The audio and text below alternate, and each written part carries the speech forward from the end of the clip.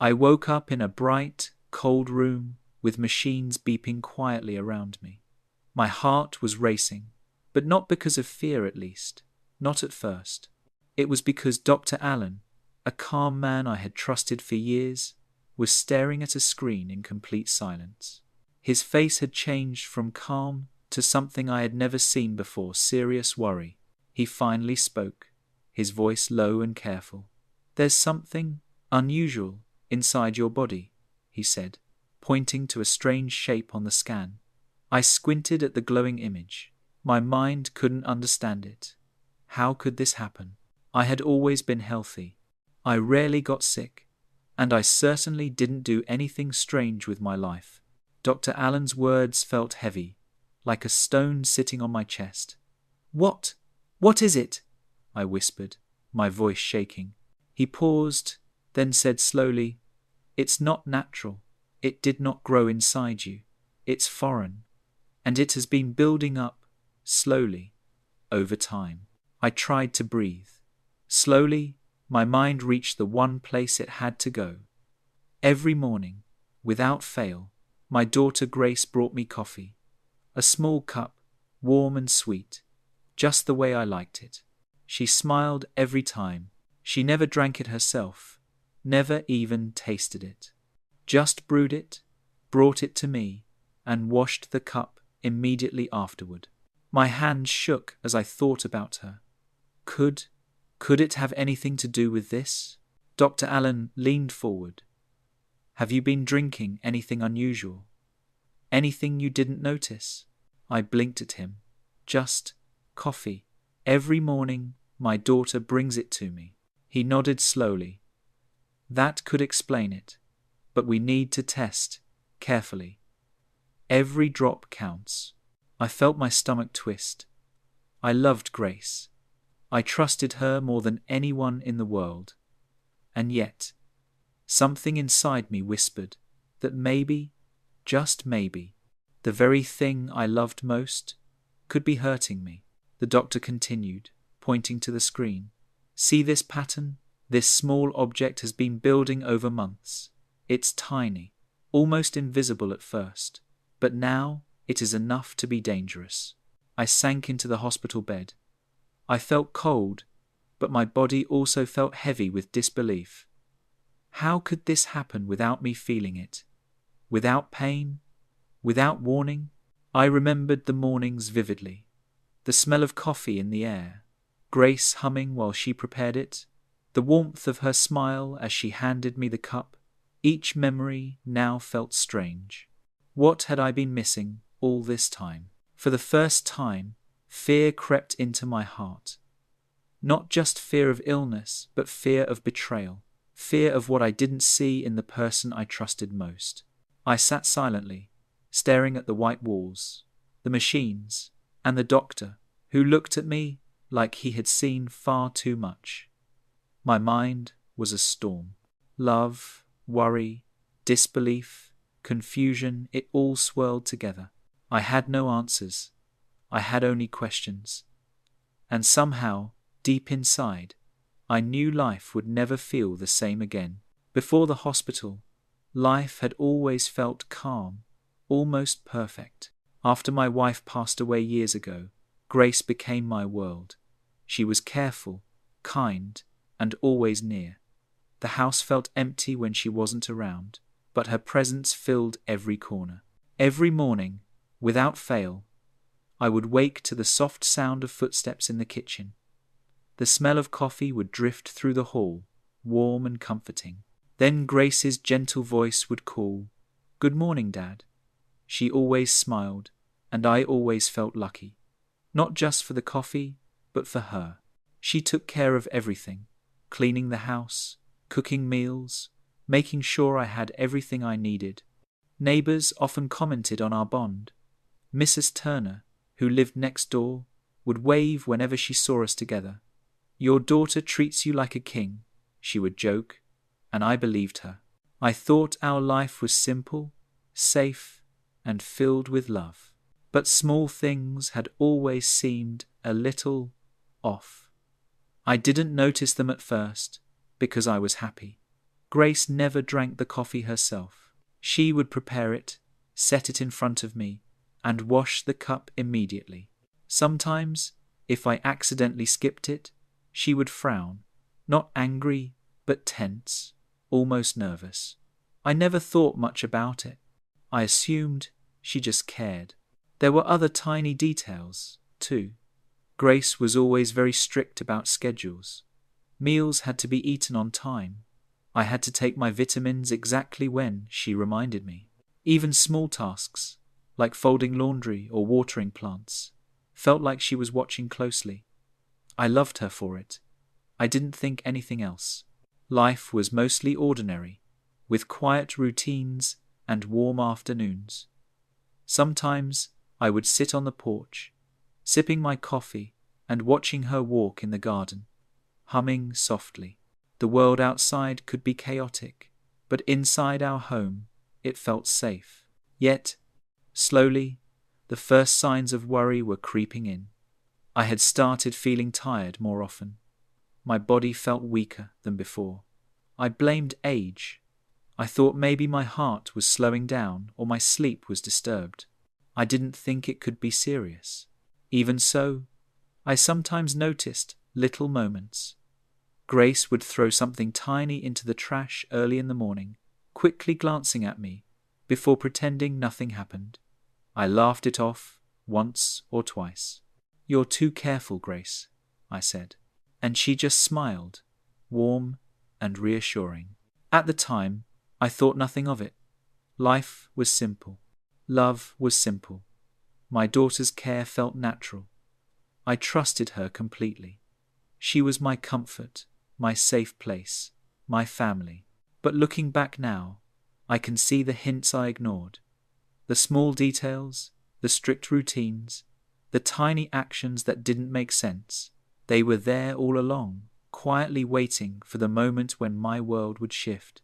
I had no idea that the mornings I cherished so much, her smile, the coffee, the warmth, would one day be the beginning of a mystery I couldn't ignore. After the hospital visit, life started to feel different. I tried to go back to normal, but something inside me had changed. My body was weaker than before. My stomach hurt at odd times. I lost weight without meaning to. Even small tasks like walking to the mailbox made me feel tired. At first, I thought it was age catching up with me. But deep down, I knew it wasn't normal. I visited Dr. Allen several times. Each time, the tests came back strange, but not clear enough to explain everything. Nurse Helen began asking questions that made my heart race. She looked at my charts and frowned, as if something didn't add up. At home, Grace's behavior seemed the same, but somehow heavier. She was always near, making sure I ate on time, reminding me to drink my coffee, washing the cups immediately after. Her smile never changed.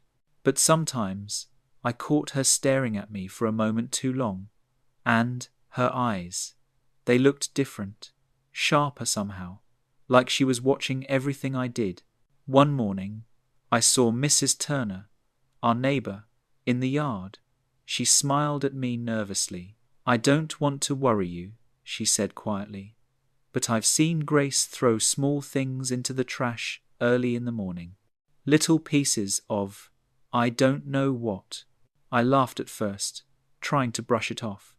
"She's careful, that's all," I said, but Mrs. Turner shook her head. "It's strange," she whispered. That day, I started noticing more tiny things. Grace would insist I drink the coffee at exactly 7 a.m. sharp. If I was even a minute late, she would frown. Just for a moment, but that moment felt heavy. Sometimes I felt watched, even when she wasn't in the room. And the pain in my stomach was growing, sharper, more frequent. I began keeping a secret diary of my symptoms and small observations about Grace. Every detail mattered: the coffee, the cups, her strange little actions. I wrote them all down. Dr. Allen started speaking more seriously. "Your condition is unusual. Something is entering your body over time. It matches the pattern we saw in the scans. I need to know exactly what you're consuming daily. Every sip, every bite, every habit matters. I swallowed hard. Every morning, Grace brought me coffee. That had been my routine for years. Could it really be linked? The thought made my chest tighten. I loved her. I trusted her completely. And yet, something wasn't right. That night, I watched Grace move around the kitchen. She hummed softly, just like always, pouring the coffee into my cup. My hands shook as I picked it up. Everything looked normal. Everything smelled normal. But I couldn't ignore the fear crawling through me. I realized, with a sinking feeling, that the life I had trusted, the smiles, the warmth, the daily routines, might be hiding something dangerous, something I had never imagined could happen. The warning signs were clear now. My health was failing, and the person I trusted most in the world might be the reason. After weeks of uncertainty, Dr. Allen finally said something that made my heart pound. "I need you to bring a sample of anything you drink daily," he said. "Even a small amount will help us understand what's happening." I felt a mix of fear and disbelief. Every morning, Grace brought me coffee. That simple routine, once full of warmth and comfort, suddenly felt heavy. Could the very thing I loved most be hurting me? I tried to push the thought away. I loved Grace. I trusted her completely. How could this happen? The next morning, Grace prepared the coffee as usual. She hummed softly, smiling, just like always. I stared at her, my hands trembling, trying to act normal. She didn't notice. She poured the dark, steaming liquid into my favorite cup and placed it carefully in front of me. I took a deep breath and did something I had never done before. I poured a small amount of the coffee into a clean bottle I had brought from the hospital. Grace didn't see me. She left the kitchen humming, unaware that I had taken the sample. At the hospital, Dr. Allen and Nurse Helen ran careful tests. The results were shocking. Tiny traces of foreign material, almost invisible, but clearly building up over time, appeared in the coffee.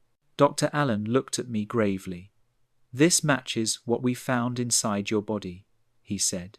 "It was done slowly, over months. This is not an accident." I sank into the chair. My mind was spinning. I remembered every morning, Grace's soft voice, her careful hands, the way she smiled at me while handing me the cup. Every detail I had loved now felt like a puzzle I didn't understand. At home, everything seemed normal. Grace continued her routine, preparing my meals, cleaning, and reminding me to drink the coffee. Her smile was bright, her eyes calm. But now, every movement felt strange. I watched her from a distance, my heart heavy, love and fear twisted together. I tried to confront my thoughts logically. Could there be another explanation? Maybe the tests were wrong. Maybe someone else was responsible. But deep inside, I couldn't ignore the growing suspicion. The pattern was too perfect, too precise, too connected to her daily actions. I began thinking about my past, my health, my finances. Was it possible that this had a purpose beyond just harming me physically? Questions I had never asked before started to haunt me. The woman I had trusted my life with, could she really be capable of something so deliberate? That night, I sat alone in the dark kitchen, staring at the untouched cup of coffee in front of me. The room smelled of roasted beans, warm and familiar, but my mind was cold. The routine I had cherished for years now felt like a trap. Every memory, every smile, every careful act of love suddenly carried a shadow. I didn't know what to do next. I felt torn between love, fear, and the need for answers. And for the first time, I realized that the truth about Grace and the coffee was closer than I wanted to admit. I couldn't sleep that night. The house was quiet, but my mind raced. Every morning, every smile from Grace, every cup of coffee now felt heavy. I loved her. I trusted her. And yet, the truth was staring me in the face, something I had never imagined could happen. The next morning, I made a decision. I would watch Grace carefully, pay attention to everything she did. I sat in the kitchen, pretending to read a newspaper, while she moved around as usual. Her movements were perfect, practiced, calm. She poured the coffee, cleaned the cup immediately, hummed softly, but my eyes were sharp. When I took a sip of my coffee that day, I noticed a small, almost invisible piece floating on the surface. My heart stopped. Every moment of love I had felt now felt like a lie. My hands shook, and my mind struggled to make sense of what I had spent years trusting.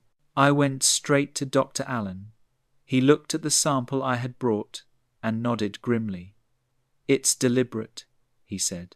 "Someone close to you has been putting this into your body slowly, enough to weaken you, enough to cause serious damage. It's not a mistake, it's intentional." The words cut through me. I had always believed that love was safe, that family protected each other, but now I realized that sometimes the people closest to you can hide the darkest secrets. At home, I confronted Grace. Her smile didn't falter. She spoke softly, calmly, almost like nothing had happened. "I only wanted to help you," she said, but the coldness in her eyes betrayed her words.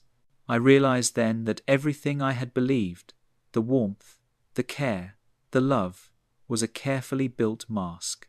I felt anger, fear, and heartbreak all at once. How could someone I trusted so completely betray me? How could the person I loved the most do something so cruel, so calculated, over months, without me noticing? Dr. Allen warned me that I needed to take immediate action. My body had absorbed enough of the foreign substance to be in danger, and careful treatment was required. I realized then that love alone could not protect me. I needed vigilance, strength, and clarity to survive. Sitting alone that night, staring at an untouched cup of coffee, I felt a mixture of sorrow and determination. Life had taught me a painful lesson. Trust must be earned, and sometimes even the people you love most can hide the worst of secrets. I didn't know what would happen next with Grace. The house felt empty, even when she was near. And yet, deep inside, I knew one thing for certain. I had to protect myself, my life, and my future. Love had turned into danger, warmth had turned into fear, and every smile had a shadow. But the truth was out, and I was no longer blind. I took a deep breath, ready to face whatever came next. Because sometimes the hardest part isn't discovering the truth, it's surviving it. I realized that love and trust could hide danger, and even the warmest smiles could mask betrayal. But knowing the truth gave me strength. I would protect myself, heal my body, and face the future with caution. Some lessons are painful, but survival comes from seeing clearly and acting wisely. Thank you so much for watching this story. I hope you felt the suspense, the twists, and the emotions that unfolded. Remember, sometimes the people we trust most can surprise us in ways we never expect. If you enjoyed this story, don't forget to like, comment, and subscribe for more gripping stories full of suspense, mystery, and emotional twists. Share your thoughts below. I'd love to hear what you would do if you were in this situation. Stay tuned, because the next story will be even more shocking.